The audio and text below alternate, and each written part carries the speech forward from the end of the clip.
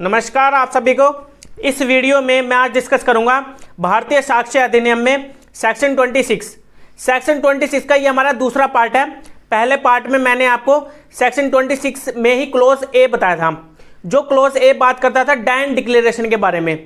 और आज की इस वीडियो में मैं बताऊंगा क्लोज बी से लेकर के क्लोज एस तक जो हमारे 7 पॉइंट्स रह गए थे। ये इतने इंपॉर्टेंट नहीं है, लेकिन फिर भी मैं आपको इसमें बताऊंगा कि ये यहाँ पर क्या बताने की कोशिश कर रहे हैं क्लोज बी से लेकर के क्लोज एस तक। लेकिन सेक्शन 26 में क्लोज ए काफी इंपॉर्टेंट था। अगर आपने मेरी पार्ट 1 की वीडियो नहीं देखी है तो पहले उस वीडियो को आप देख लेना, तभी आपको आगे आने वाली जो क्लोजेज है वो तभी क्लियर होंगे, जो इस वीडियो में हम डिस्कस करेंगे क्लोज बी से लेकर के क्लोज एच तक। तो चलिए जानते क्लोज बी यहाँ पर क्या बता रहा है। When the statement was made by such person in the ordinary course of business. अब यहाँ पर ये बता रहा है किसी पर्सन ने कोई स्टेटमेंट दी थी किसी ऑर्डिनरी कोर्स ऑफ बिजनेस में।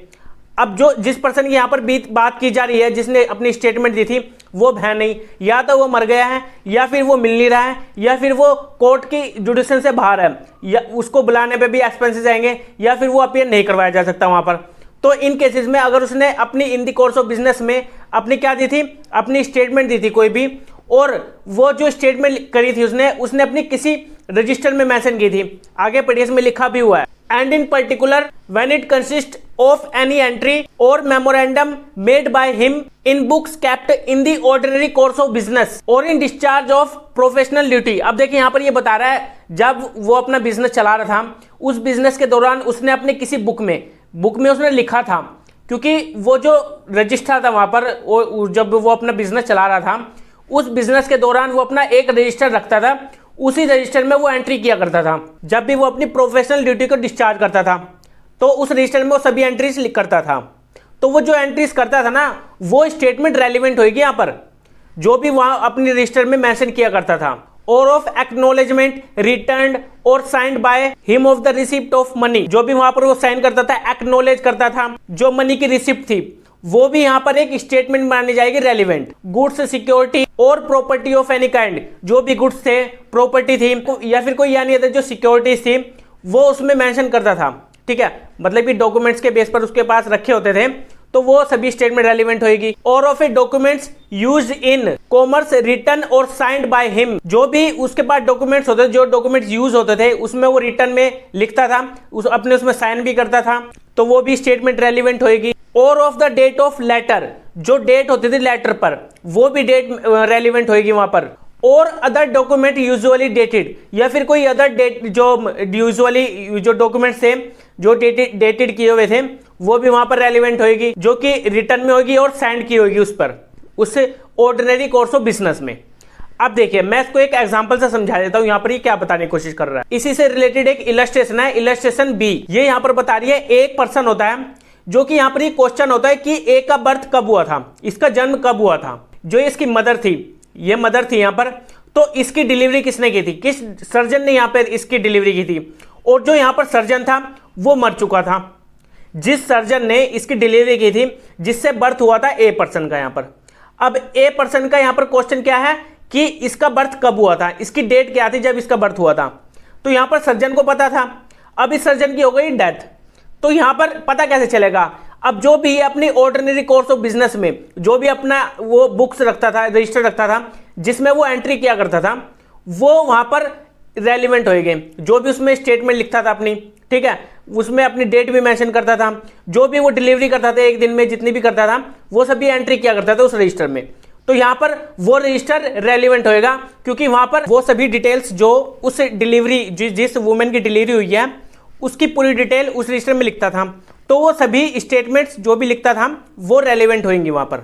जो क्लोज ए है यहाँ पर सिंपली यही बताने की कोशिश कर रहा है कि अगर किसी बिजनेस के दौरान कोई वहां पर एंट्री की गई है किसी बुक में, किसी रजिस्टर में, या फिर किसी ऑनलाइन प्लेटफॉर्म पर, जो भी रजिस्टर वहां पर किया गया है, जो भी स्टेटमेंट लिखी गई है, जो कोई भी डिटेल वहां पर मेंशन की गई है, वो सभी रेलिवेंट होंगी, चाहे वो कोई भी बिजनेस हो, सर्जन ही नहीं। वो तो मैंने आपको एग्जांपल के तौर पे समझाने की कोशिश करी है, जो इलस्ट्रेशन बी यहाँ पर बता रही है। बिजनेस कोई भी हो सकता है, ठीक है, बिजनेस के दौरान कोई भी एंट्री की गई हो। क्लोज बी यहाँ पर यही बता रहा है और कुछ नहीं है। अब चलते हैं क्लोज सी में। जो क्लोज सी है यहाँ पर ये बता रहा है, पहले इसकी बेरेक लैंग्वेज को पढ़िए तभी आपको क्लियर होगा। When the statement is against the pecuniary or proprietary interest of the person making it, or when if true it would expose him or would have exposed him to a criminal proceeding or to a suit for damages. अब यहाँ पर जो close C है यहाँ पर ये यही बता रहा है, कोई भी स्टेटमेंट जो दी जा रही हो किसी पर्सन के थ्रू और वही स्टेटमेंट उसके खिलाफ यूज हो जाए जो कि पेक्यूनरी और प्रोप्राइटरी इंटरेस्ट में हो। पेक्यूनरी और प्रोप्राइटरी इंटरेस्ट में, जो भी प्रोप्राइटरी और पेक्यूनरी इंटरेस्ट में जो भी कोई भी वहां पर सूट चल रहा होगा वो उसी पर्सन के खिलाफ वहां पर क्या हो जाती है, यूज हो जाती है। वो कैसे, मैं आपको इसे एक इलस्ट्रेशन से क्लियर कराऊंगा। जो ई इलस्ट्रेशन इसमें दी गई है ये यहां पर बता रही है, एक पर्सन होता है जो कि ओनर होता है लैंड का, और यहां पर क्वेश्चन ये निकल कर आया है कि ए को यहां पर रेंट पे किया गया है या नहीं किया गया है। यहां पर ये क्वेश्चन निकल कर आ रहा है। अब ए का जो एजेंट था, ये एजेंट है ए पर्सन का, अब यहां पर ये कलेक्ट करता था जो भी रेंट होता था ए के फेवर में, मतलब कि ए के यहां पर ये कलेक्ट करता था। अब एक दिन क्या हुआ, इसने जो भी यहां पर सूट चल रहा है, जिस भी रेंट से रिलेटेड चल रहा है कि यहां पर पे नहीं किया गया ए को, तो यहां पर जो इसका जो एजेंट था ना ये मर गया था। यहां पर इसने पहले ही रेंट को कलेक्ट कर लिया था और लेटर इसके पास भिजवा दिया था और उसमें मेंशन कर दिया था कि ये आपके अकाउंट में मैंने कर दिया है और रजिस्टर में मेंशन कर दिया है। अब जो ये एजेंट था ये तो मर गया था, अब जो यहां पर ये लिख कर गया था और जो लेटर इसके पास भेजा गया था, ये लेटर यहां पर एक रेलिवेंट फैक्ट माना जाएगा और रेलिवेंट जो उसमें स्टेटमेंट लिखी थी वो रेलिवेंट मानी जाएगी और ये ए पर्सन के खिलाफ यूज होगी, क्योंकि यहां पर ये ए के अगेंस्ट मारी है ना। अब रेंट तो पे कर चुका था, जिस पर्सन को देना था वो उसने इसके एजेंट को दिया था ए के। अब जो इसने सूट डाला था किसके लिए, सूट फॉर डैमेजेस के लिए या प्रोप्राइटरी इंटरेस्ट के लिए, जो यहां पर सूट डाला गया था ए के द्वारा, तो यहां पर ये इसके खिलाफ यूज हो जाएगा। इसके खिलाफ यूज हो रहा है ना, तो क्योंकि यहां पर जो रेंट था वो पे कर चुका था, कोई जिसको रेंट देना था वो इसके एजेंट को दे चुका था, और यहां पर इसके एजेंट ने क्या किया था, अपने जो ओनर को क्या किया था, इसने लेटर सेंड कर दिया था कि यहां पर इस पर्सन ने यहां पर रेंट दे दिया है, तो यहां पर ये इसके खिलाफ यूज होगी ना स्टेटमेंट। तो जो यहां पर ये सी क्लोज है, यहां पर ये यही बताने की कोशिश कर रहा है, अगर कोई स्टेटमेंट दी जा रही है वो इसके खिलाफ यूज हो रही है, तो जो कि पेक्यूनरी और प्रोप्राइटरी इंटरेस्ट में हो रही है, और वो एक्सपोज हो रहा है कहां पर, क्रिमिनल प्रोसीडिंग में, या फिर जो सूट फॉर डैमेजेस के लिए जो सूट डाला गया था उसमें। ये क्लोज सी यहां पर ये बता रहा है और कुछ नहीं है। अब चलते क्लोज डी में। अब जो क्लोज डी है, इसकी क्लोज डी की लैंग्वेज को पढ़िए पहले आप, क्या कह रही है यहां पर, when the statement gives the opinion of any such person, जो भी स्टेटमेंट दी जा रही है किसी भी पर्सन के थ्रू, कोई भी पर्सन हो सकता है, एनी पर्सन, जो अपनी स्टेटमेंट वहां पर दे रहा है वो ओपिनियन दे रहा है अपने वहां पर, as to the existence of any public right और कस्टम और मैटर ऑफ पब्लिक और जनरल इंटरेस्ट। जो पर्सन यहां पर कोई भी पर्सन है जो अपनी स्टेटमेंट दे रहा है वो किसी कस्टम से रिलेटेड दे रहा है, कोई पब्लिक जनरल इंटरेस्ट में दे रहा है, जो कि वहां पर पब्लिक राइट बता रहा है, कस्टम के बारे में बता रहा है। जो भी कोई पर्सन वहां पर दे रहा है ना स्टेटमेंट और वो मर चुका है वहां पर, या वो मिल नहीं रहा, या फिर वो उसको बुलाने में खर्चा आएगा, ठीक है, अगर वहां पर ऐसा हो रहा है उस पर्सन के साथ, तो वहां पर जो अपनी स्टेटमेंट उसने पहले दी थी ना वो स्टेटमेंट वहां पर रेलिवेंट होगी, of the existence of which if it is existed, जहां पर वो एग्जिस्टेंस में इफेक्ट जो एग्जिस्ट करती है, जिससे भी रिलेटेड, जिस राइट से रिलेटेड, जो यहां पर जनरल इंटरेस्ट में आ रहा है, जो भी क्वेश्चन निकल कर आ रहा है, और वो एग्जिस्टेंस में effect. Such statement was made before any controversy as to such right, custom और मैटर हैज अराइजन, जो कस्टम से रिलेटेड राइट से वहां पर निकल कर आ रहे हैं, जो एग्जिस्टेंस में है फैक्ट। इस कंट्रोवर्सी से पहले जो कोई भी वहां पर इशू निकल कर आ रहा है, जो भी क्वेश्चन निकल कर आ रहा है, उस कंट्रोवर्सी से पहले वहां पर वो स्टेटमेंट दे चुका था, कोई भी पर्सन दे चुका था। वो कैसे, इसमें एक इलस्ट्रेशन दी गई है, इलस्ट्रेशन आई, ये यहां पर बताने की कोशिश कर रही है। एक पब्लिक वे था, पब्लिक रास्ता था, जो कि उसको रोड कहा गया था कि भाई ये पब्लिक वे यूज हो सकता है, ये रोड यहां पर पब्लिक जनरली मतलब कि लोग बाग यहां पर यूज कर सकते हैं इस रोड को, ठीक है, यहां पर ये क्वेश्चन था। और यहां पर ये किसने कही थी स्टेटमेंट, एक पर्सन था जो मर चुका था, वो एक हेडमैन था विलेज का, ठीक है, हेडमैन बना, जो पहले था हेडमैन, ये मर चुका था। इसने पहले कभी मरने से पहले इसने यहां पर स्टेटमेंट दी थी कि यहां पर जो ये रोड है ये पब्लिक है, पब्लिक वे है, ये पब्लिक के लिए सभी लोग इस्तेमाल कर सकते हैं। तो यहां पर जो ये स्टेटमेंट दी थी ना ये रेलिवेंट होगी, यहां पर ये रेलिवेंट फैक्ट है। यहां पर जो हेडमैन था विलेज का जो मर चुका था और यहाँ पर इसने कहा था कि यहाँ पर जो ये रोड है ये पब्लिक वे है, तो यहाँ पर ये इसी से रिलेटेड बता रहा है। जो क्लोज डी है यहाँ पर, ये इसका एक एग्जाम्पल था जो कि आपको क्लियर हो जाना चाहिए इसी वे में। अब चलते क्लोज ई में। जो क्लोज ई है यहाँ पर बताने की कोशिश कर रहा है एग्जिस्टेंस ऑफ एनी रिलेशनशिप। अब यहाँ पर ये एग्जिस्टेंस बता रहा है रिलेशनशिप का, by blood marriage or adoption between persons as to was relationship by blood marriage or adoption the person making the statement had special means of knowledge. अब यहाँ पर स्पेशल मीन्स ऑफ नॉलेज में उन्हीं के family में जो blood या फिर मैरिज या फिर एडॉप्शन से रिलेटेड उन्हीं के फैमिली में से ही किसी ने यहाँ पर कहा था कि यहाँ पर जो ये रिलेशनशिप है ये एग्जिस्टेंस करती है, ये एग्जिस्ट करती है। यहाँ पर वो रिलेशनशिप कैसे पता करेंगे, यहाँ पर जिस फैमिली उन्हीं के फैमिली में से किसी पर्सन यहाँ पर स्टेटमेंट दी थी पहले, the statement was made before the question in dispute was raised. मतलब कि ये डिस्प्यूट रेज होने से पहले ही यहाँ पर स्टेटमेंट दी जा चुकी थी, जो कि यहाँ पर रिलेशनशिप बता रही है किसी ब्लड मैरिज या फिर एडॉप्शन से रिलेटेड। इसमें एक इलस्ट्रेशन दी गई है, उस इलस्ट्रेशन से आपको और क्लियर हो जाएगा। इलस्ट्रेशन के यहाँ पर बता रही है, क्वेश्चन यहाँ पर निकल कर आ रहा है कि जो बी पर्सन है यहाँ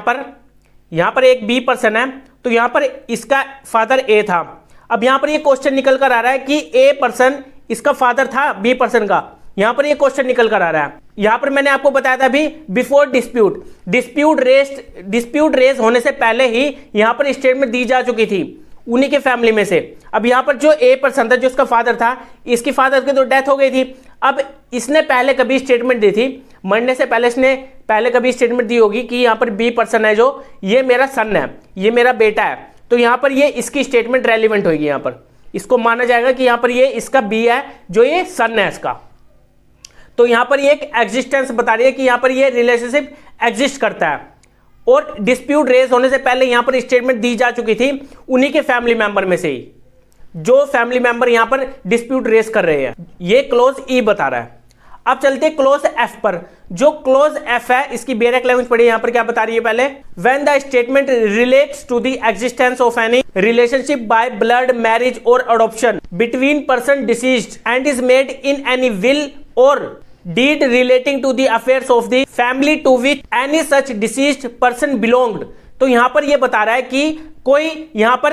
मतलब कि एग्जिस्टेंस में है रिलेशनशिप जो ब्लड मैरिज एडॉप्शन से रिलेटेड यहां पर बता रहा है, और वो मेंशन किया गया है किसमें, किसी डीड में या फिर विल में, जो कि वहां पर स्टेटमेंट में दिया गया था। जो यहां पर एग्जिस्टेंस मतलब कि रिलेशनशिप बता रहे हैं यहां पर ब्लड मैरिज और एडॉप्शन का, और ये डिस्प्यूट रेज होने से पहले ही यहां पर स्टेटमेंट दी जा चुकी थी, जो कि विल में या फिर किसी डॉक्यूमेंट में वहां पर लिखा गया था, जो वहां पर बता रहा है कि यहां पर ये रिलेशनशिप एग्जिस्ट करता है जो ब्लड मैरिज एडॉप्शन से रिलेटेड है। डिस्प्यूट रेज होने से पहले यहां पर स्टेटमेंट दी जा चुकी थी। अब जो यहां पर विल और डीड बताया गया है, विल और डीड में मेंशन किया गया है कि यहां पर इसका रिलेशनशिप ये है मेरे साथ, तो यहां पर जो भी वहां पर रिलेशनशिप बताया होगा, जो भी विल में लिखा होगा, कोई भी डीड में लिखा होगा, मैरिज डीड हो सकती है, ठीक है, या फिर प्रॉपर्टी डीड हो सकती है, और जो विल होती है वो तो मरने से पहले, जब मरने के बाद वो जो ट्रांसफर होती है प्रॉपर्टी मरने के बाद ही होते हैं ना विल, तो वहां पर जो भी उसमें विल में लिखा होगा कि यहां पर इसका रिलेशन ये है, तो वो रिलेशन माना जाएगा वहां पर जो भी विल में डीड में लिखा होगा। आप चलते क्लोज जी में। जो क्लोज जी है यहां पर बताने की कोशिश कर रहा है जो भी स्टेटमेंट कंटेन की गई थी किसी डीड में, जो भी स्टेटमेंट दी गई थी डीड के द्वारा किसी डीड में, तो वहां पर वो भी रेलिवेंट होगी, या फिर किसी विल में या फिर किसी अदर डॉक्यूमेंट में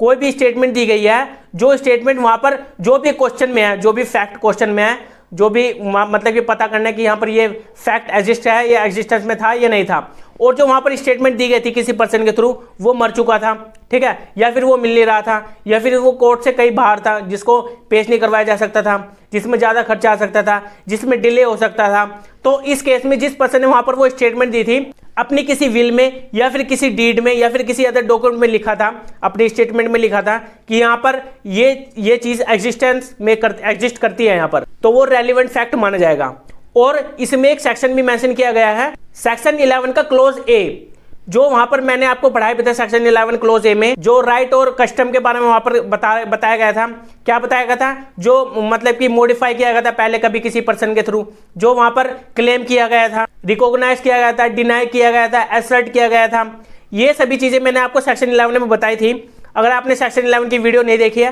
तो उसको भी आप देख लेना, तो आपको और क्लियर हो जाएगा क्लोज ये यहाँ पर क्या बताने की कोशिश कर रहा है, इसलिए आपको क्लियर हो जाएगा अच्छे से। अब चलते क्लोज एच पर।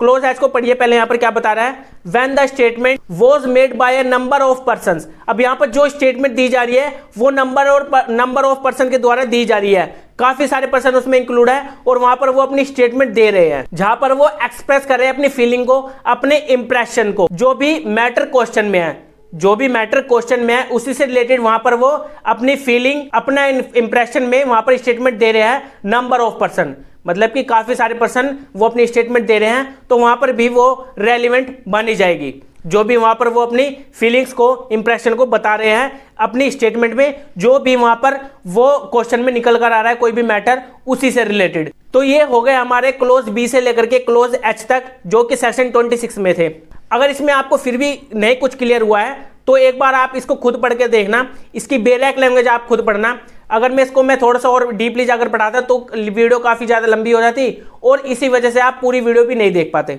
इसी वजह से मैंने आपको थोड़ा शॉर्ट फॉर्म में समझाने की कोशिश करी है, और इसमें कुछ एग्जांपल्स भी मैंने आपको बताए हैं, जो कि इसमें इलस्ट्रेशन भी बताए गए उन इलस्ट्रेशन के थ्रू, जिससे आपको क्लियर हो। इसी वजह से मैंने आपको यहाँ पर विद एग्जांपल से क्लियर करवाया है। अगर नहीं क्लियर हुआ तो एक बार बेसिक लैंग्वेज पढ़ लेना, और एक बार वीडियो को फिर से रिवाइंड करके देख लेना, और ध्यान से सुनिएगा इस वीडियो को। अगर आपको नहीं क्लियर हुआ तो फिर से देख लेना दोबारा। तो मिलेंगे अब हम अपनी नेक्स्ट वीडियो में, जिसमें हम जानेंगे सेक्शन 27 को। Okay bye.